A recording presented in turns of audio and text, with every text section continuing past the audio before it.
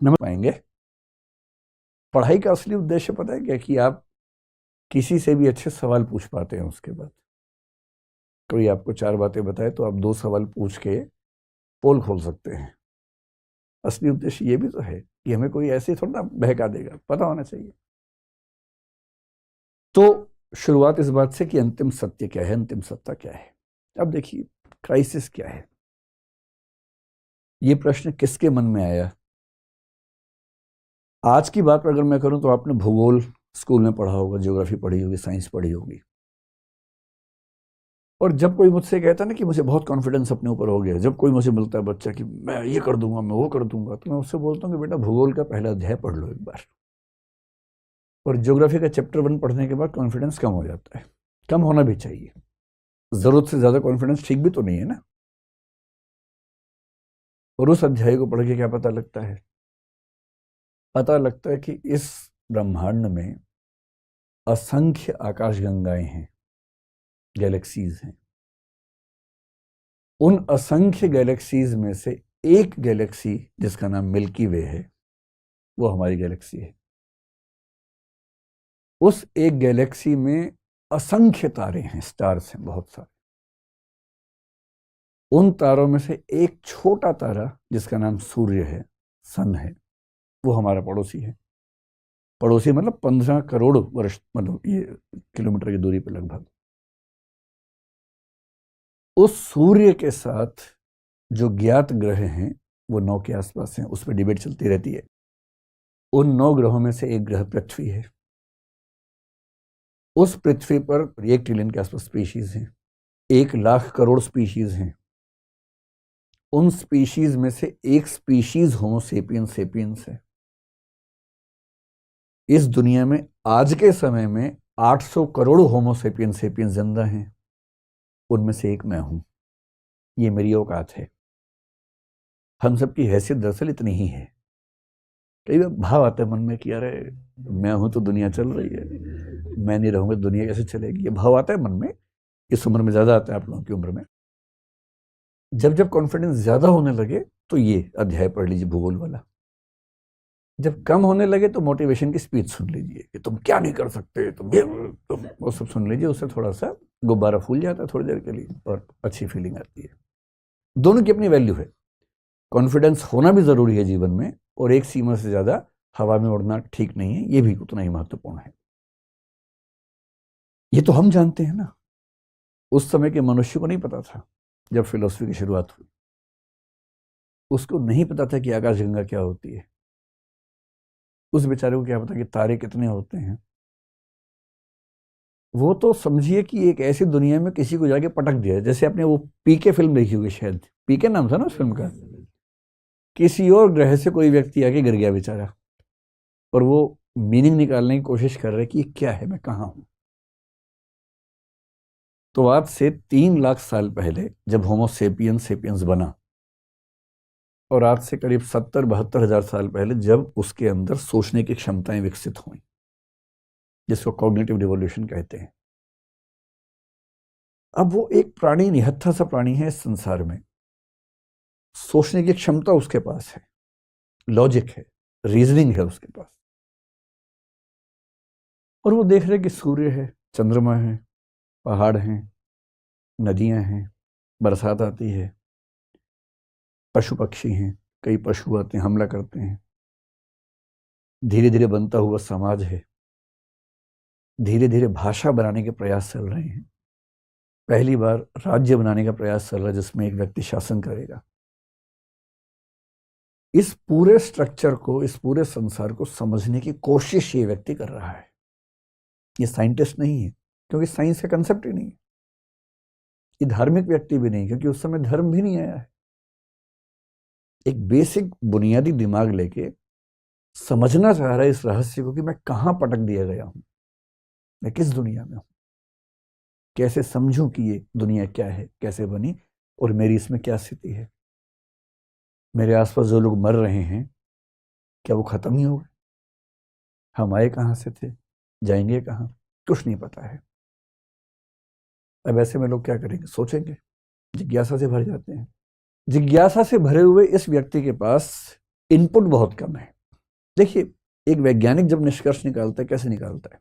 उसके पास लॉजिक है, रीजनिंग है, प्रोसेसिंग है, लेकिन इनपुट भी तो है बहुत सारा। रिसर्च करता है, एक्सपेरिमेंट्स करता है, उन एक्सपेरिमेंट्स के रिजल्ट्स के बेस पर उनकी प्रोसेसिंग करके सही फैसले निकालता है, सही निष्कर्ष निकालता है। इसलिए फिलॉसफी में कहते हैं कि जो चिंतक है वो दो तरह का हो सकता है, या तो होगा मधुमक्खी जैसा या होगा मकड़ी जैसा। और ये मधुमक्खी और मकड़ी का जो मामला है, स्पाइडर जो है मकड़ी, और मधुमक्खी को आप हनी भी अगर कहें, ये दो कंसेप्ट्स क्यों आते हैं फिलॉसफी में या साइंस में भी आते हैं?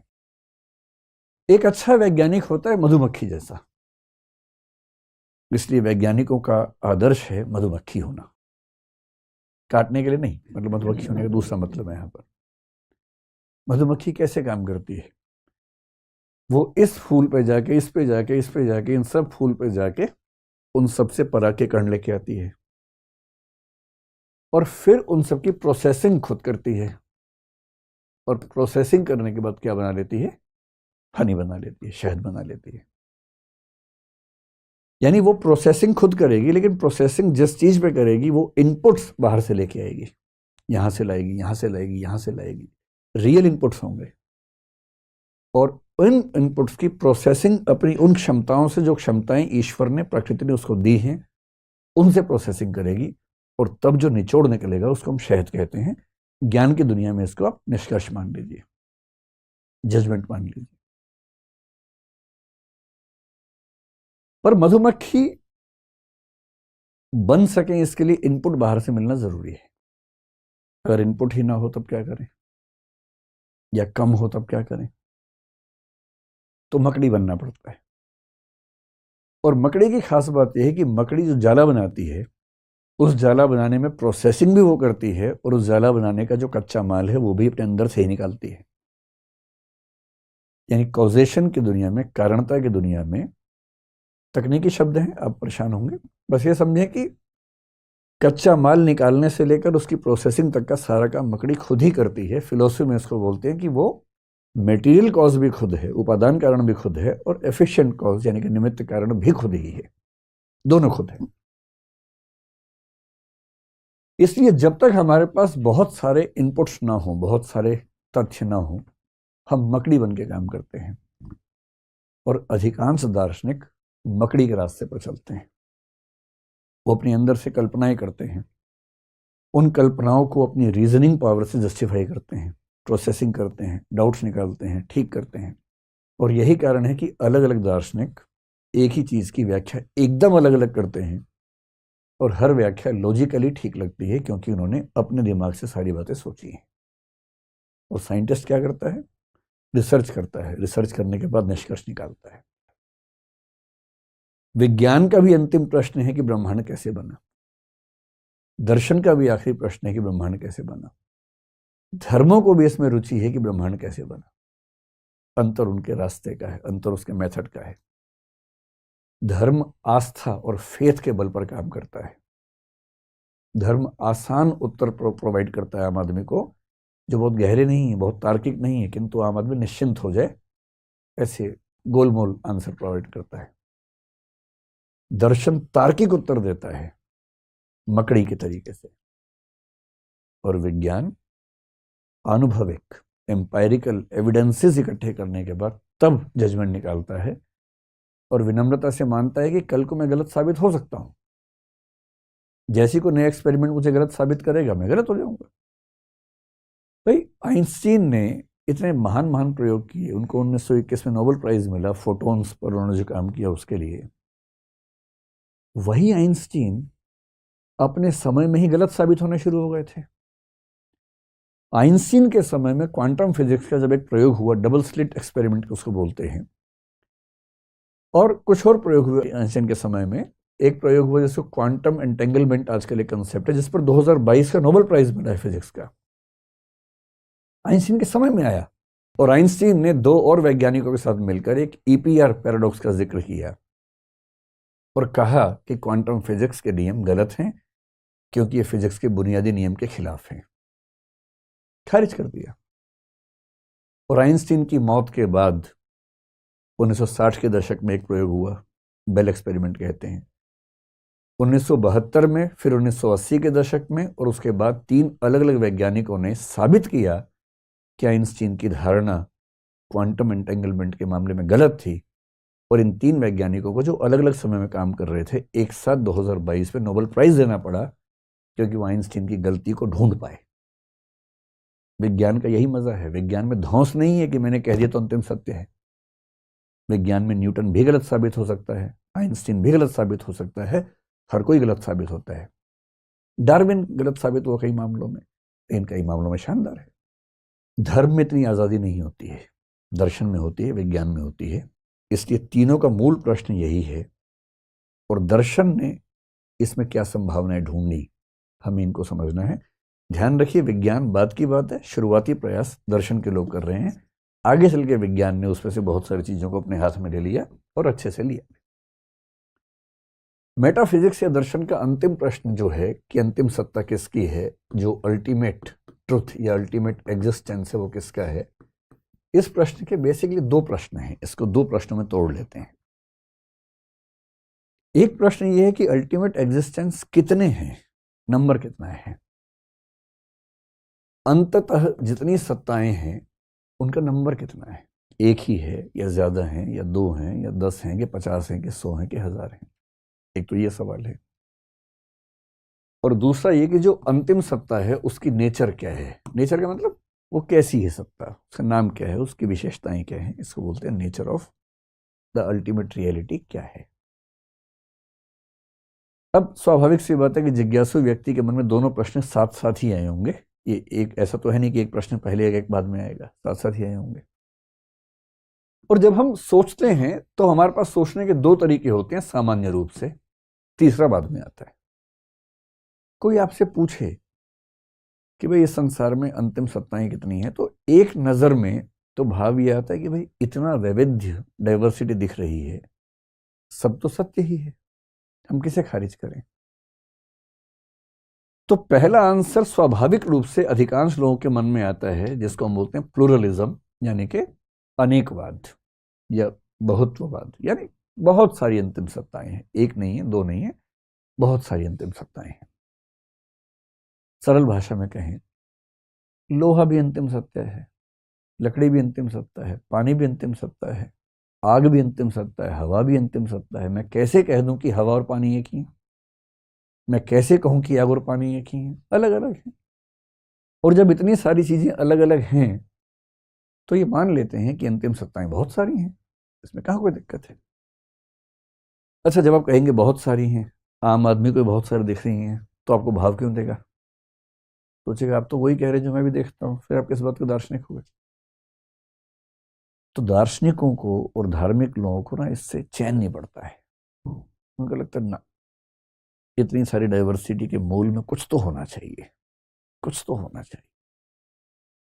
और मन करता है कि किसी एक पे ही सारा थोप दे। एक आते ही ना मन को बड़ा एक संतोष मिलता है कि चलो फाइनली पता लग गया कौन है। ये वाला सेटिस्फेक्शन इतना परेशान करता है कि कुछ लोगों ने कहा ना भाई, अंतिम सत्ता केवल एक है। और जिन्होंने कहा कि अंतिम सत्ता केवल एक है, इनको बोलते हैं मोनिज्म या मोनिस्ट, यानी एकवाद। एकवाद सिंपल, अनेकवाद एकवाद। अनेकवाद वो हैं जो कहते हैं कि अंतिम सत्ताएं बहुत सारी हैं। एकवाद या एकवादी लोग वो हैं जो कहते हैं कि अंतिम सत्ता एक है, बस। लेकिन इस बीच में कुछ और लोग उभरे और बोले कि ना, अंतिम सत्ता ना तो अनेक है ना एक है, बल्कि 2 हैं। और इनका नाम पड़ गया ड्यूअलिज्म या द्वैतवाद, जिसका मतलब है कि अंतिम सत्ताएं 2 हैं। अब आप सोचेंगे कि 2 का लफड़ा कहां से आ गया? अनेक समझ में आ रहा है कि बहुत सारी हैं। भाई जैसे आप यहां पर इतने सारे लोग हैं, मैं कैसे कह दूं कि मतलब लक्ष्मण जो है और जो दूसरा व्यक्ति है संजीव है, एक ही व्यक्ति है? नहीं, अलग अलग व्यक्ति हैं, आप सब अलग अलग व्यक्ति हैं। और यदि मुझे सबको रिड्यूस करना है तो मैं एक में ही करूंगा ना, कि एक ईश्वर है, उसी ने आप सबको बनाया। ये 2 की बात कहां से आ रही है? लेकिन दर्शन में खास समस्या है, जिसकी वजह से कुछ लोग ड्यूअलिज्म की बात करते हैं, और उनकी मजबूरी है करने की। क्यों करते हैं? अगर आप ड्यूअलिज्म का आंसर सुन लेंगे तो बात सारी स्पष्ट हो जाएगी। ड्यूअलिज्म कहता है कि एक सत्ता है मैटर की और एक सत्ता है कॉन्शियसनेस की। मैटर को हिंदी में बोलते हैं जड़ पदार्थ या भौतिक पदार्थ। कॉन्शियसनेस को हिंदी में बोलते हैं चेतना या चेतन पदार्थ या चेतना कह लीजिए उसको। ये सारा खेल कैसे हो रहा है, अगर इन दोनों को समझेंगे तो पूरी कहानी स्पष्ट हो जाएगी, पूरी की पूरी कहानी स्पष्ट हो जाएगी। क्या कहानी है देखिए, ये मैटर कॉन्शियसनेस की कहानी कैसे काम करती है। इस दुनिया में जितनी चीजें हैं ना, हम कोशिश करते हैं सबको सेट करते हैं कि एक के अंदर ही सेट हो जाए, कोशिश करके देखते हैं, ठीक। तो मैं जितनी भी चीजों को बांटूंगा तो मैं पाऊंगा कि या तो मैं उनको एक वर्ग मैटर में सेट कर सकता हूं, या मैं उनको एक दूसरे वर्ग कॉन्शियसनेस यानी कि चेतना में एडजस्ट कर सकता हूं। जैसे लोहा है, लोहे को कहां रखेंगे आप, तो आयरन यहां आ गया। पानी कहां आएगा, यहीं आ जाएगा। आग कहां आएगी, आग भी यहीं आ जाएगी। हवा कहां आएगी, हवा भी यहां आ जाएगी। कई लोग बोलते हैं कि हवा यहां आएगी, नहीं, हवा वहां नहीं आएगी, हवा भी मैटर है। ये सब कुछ यहां आ जाएगा, लोहा, लकड़ी, जो जो भी आपको समझ में आता हो इस तरह की चीजें, वो सब यहां आ जाएंगी। लेकिन अगर मैं आपसे पूछूं कि एक चीज है विचार, थॉट, थॉट भी तो है ना दुनिया में, हम सब लोग थॉट मतलब सोचते हैं, थॉट्स हमारे मन में आती हैं। फिर आपके मन में एक चीज आती है इमोशन। जब लोग दीवाने होकर बोलते हैं, ऐसे करते हैं, मैं तेरे लिए जान दे सकता हूं, ये बकवास है। यहाँ जो दिल है वो केवल पंपिंग करता है ब्लड की। जब बहुत ज्यादा इमोशन है तो सिर के दाईं तरफ हाथ रख के बोल रहे हैं मैं तेरे लिए जान दे सकता हूँ, क्योंकि राइट हेमिस्फीयर ऑफ माइंड में इमोशंस आते हैं। इमोशंस यहाँ नहीं आते हैं, ये कल्पनाएं हैं। इमोशंस यहाँ आते हैं, राइट साइड में आते हैं। तो अगली बार जब किसी को अंगूठी उंगूठी पहनाओ तो ऐसे करके बोलना कि मैं तेरे लिए मैं तेरे लिए जान दे सकता हूँ, राइट साइड में। लेफ्ट में लॉजिक होता है ज़्यादा, राइट में इमोशन ज़्यादा काम करते हैं। तो जब आपके दिमाग में विचार ज़्यादा हैं तो आपके दिमाग का लेफ्ट वाला हिस्सा ज़्यादा एक्टिव है। जब इमोशन ज़्यादा है तो दिमाग का राइट हिस्सा एक्टिव है, और ये तो बिल्कुल एक्टिव, मतलब ये तो हमेशा एक्टिव रहता है। इसका काम तो ब्लड की पंपिंग करना, ब्लड की सफाई करना है। ये ब्लड सफाई नहीं करेगा तो मर जाएंगे 2 मिनट के अंदर, तो करता ही रहेगा। इससे कोई लिंक आपके इमोशंस का नहीं है। लेकिन अफवाह फैली हुई है, लोग कविताएं लिख रहे हैं दिल पे, लेकिन दरअसल दिल की कोई भूमिका इमोशंस में है नहीं। थॉट्स हैं, इमोशंस हैं, इसके अलावा कभी कभी आपकी विल पावर भी काम करती है कि मैं आज तो सिगरेट छोड़ ही दूंगा, मुझे कसम है मेरी मैया की, अगर मैंने सिगरेट पी तो। और विल पावर से आदमी कई बार छोड़ भी देता है कुछ चीज़ें, या कुछ चीज़ें शुरू करता है। कल से सुबह 5 बजे उठ के प्राणायाम करना ही करना है, और मान लीजिए सच में कर लिया तो विल पावर है इसका मतलब। नहीं कर पाए तो विल पावर की कमी है। ये विल पावर क्या चीज़ है, ये विल पावर भी तो कॉन्शियस वाली चीज़ है ना। थिंकिंग का मामला हो, इमोशंस का मामला हो, विल पावर का मामला हो, इन्हीं से जुड़ी बहुत सारी और भी चीज़ें हैं। कोई राय है आपकी, ओपिनियन है, ये ओपिनियन क्या चीज़ है। आपका कोई बिलीफ है, विश्वास है, आपको यहाँ तक कि अंधविश्वास मान लीजिए, सुपरस्टिशन है, वो क्या है। अब आपके मन में कभी कभी आ रहा होगा कि ये क्लासिफिकेशन जैसे हो रहा है, इसका आधार क्या है। मैं आपको आधार बताता हूँ। आपने कुछ ऐसे लोगों को सुना होगा कि आपको पता है कि आत्मा पर रिसर्च करते हुए एक व्यक्ति ने आत्मा का वजन बताया 21 ग्राम की आत्मा होती है। एक रिसर्च है, बाद में खारिज हो गई वैसे वो रिसर्च, लेकिन कुछ मतलब मैं ऐसे शब्दों का प्रयोग करने से बचता हूँ, लेकिन मैं कहना चाह रहा हूँ कि ऐसे मूर्खों की बातें मत आइएगा। ये बहुत बड़ी मूर्खता वाली बात है अगर कोई आत्मा का वजन 21 ग्राम बता रहा है तो। क्यों? क्योंकि जितने लोग आत्मा को मानते हैं उनमें से अधिकांश ये मानते हैं कि आत्मा एक कॉन्शियस चीज है, और कॉन्शियस चीज का वजन नहीं हो सकता। इसलिए आत्मा का वजन बताना एक तरह का गधापन है, अगर आप उसको कॉन्शियस मान रहे हैं तो। हालांकि कुछ लोग आत्मा को कॉन्शियस नहीं भी मानते, वो ऐसी बात करें समझ में आता है, लेकिन जो कॉन्शियस मानते हैं, जो कि ज्यादातर लोग हैं, आपने ये भी सुना होगा कि एक बार एक आदमी मरने वाला था, उसके कमरे की सारी खिड़कियां दरवाजे बंद कर दिए गए, कोई जगह नहीं छोड़ी गई, और जैसे ही वो मरा कांच टूट गया। मुझे नहीं पता कांच क्यों टूटा, टूटा कि नहीं टूटा, लेकिन अगर टूटा है तो उसकी वजह कुछ और रही होगी, ज़्यादा गर्मी हो गई होगी, ये सब वजह रही होगी। क्योंकि आत्मा को निकलने के लिए कांच तोड़ने की जरूरत नहीं, क्योंकि आत्मा विचार जैसी है। एक बात ऐसी हुई कि कमरा बंद है, विचार नहीं आ रहे मेरे मन में, अब सोच के देखिए। या शीशा लगा, इसे धूप नहीं आ रही, धूप तो भौतिक वस्तु है, जब धूप जैसी भौतिक वस्तु धूप क्या है, प्रकाश क्या है, इलेक्ट्रोमैग्नेटिक वेव है, जिसको आइंस्टीन ने साबित किया कि प्रकाश केवल वेव नहीं है, पार्टिकल भी है, फोटॉन्स उसका नाम दिया, उसी में नोबेल प्राइज मिला उसको। धूप जैसी चीज जो प्रकाश है, जो कि भौतिक वस्तु है, जब वो शीशा तोड़े बिना अंदर आ सकती है, तो चेतना, शुद्ध चेतना, जिसका मतलब है विचार, भावना।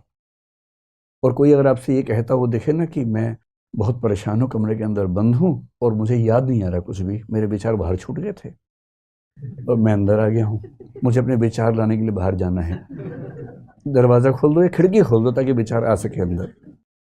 ये कुछ कुछ वैसी बात है। इसलिए ऐसे लोगों की बात में नहीं आना है, तर्क का प्रयोग करना है, दिमाग का इस्तेमाल करना है। भौतिक वस्तु क्या है?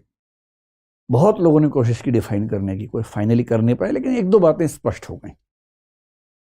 भौतिक वस्तु का पहला लक्षण यह है कि वो स्थान जरूर घेरती है, उसमें एक्सटेंशन होता है, यानी वो स्पेस लेती है, उसमें वॉल्यूम होता है। ये सबसे बेसिक कैरेक्टरिस्टिक है। जो भी चीज स्थान घेरती है वो भौतिक वस्तु है, सिंपल है। ये नहीं कि वो मोटी होगी, पतली होगी, उसको छू सकते हैं, नहीं। कई चीजें आप छू नहीं पाएंगे, लेकिन वो स्थान घेरेंगे। कुछ भी मास एंड वॉल्यूम आप कह लीजिए, लेकिन बहुत सरल भाषा में बोलते हैं कि वो स्थान घेरती है। ठीक। दूसरा कि भौतिक वस्तु जैसी भी हो, उसको कभी ना कभी किसी ना किसी तरीके से, जो हमारी इंद्रियां हैं, इंद्रिय समझते हैं, आंख, कान, नाक, जीभ, त्वचा, ये जो है 5 सेंसेस हैं, सेंस ऑर्गन्स हैं, इन 5 सेंस ऑर्गन्स में से किसी ना किसी सेंस ऑर्गन से इन्हें परसीव किया जा सकता है, प्रत्यक्ष किया जा सकता है, ज्ञान प्राप्त किया जा सकता है। लेकिन इसका मतलब ये नहीं है कि नंगी आंखों से आप देख लेंगे। माइक्रोस्कोप बनाएंगे तो भी देखेंगे तो आंखों से ही। हो सकता है कि माइक्रोस्कोप बनाने के बाद देख पाए, हो सकता है कि टेलीस्कोप बनाने के बाद देख पाए, लेकिन टेलीस्कोप में अगर इतनी ताकत है तो खुद देख ले अपने आप। देख तो नहीं पाएगा ना, टेलीस्कोप तो आपके देखने की क्षमताएं बड़ी कर देगा, माइक्रोस्कोप बहुत छोटी चीजें देखने की क्षमता आपकी पैदा कर देगा। कुछ यंत्र आपकी सुनने की क्षमताएं बढ़ा देंगे, लेकिन सुनने की क्षमता तो आपकी इंद्रियों में ही है ना, कहीं और से तो आएगी नहीं।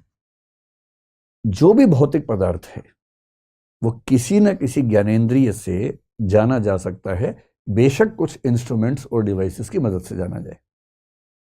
अब बताइए, हवा क्या है?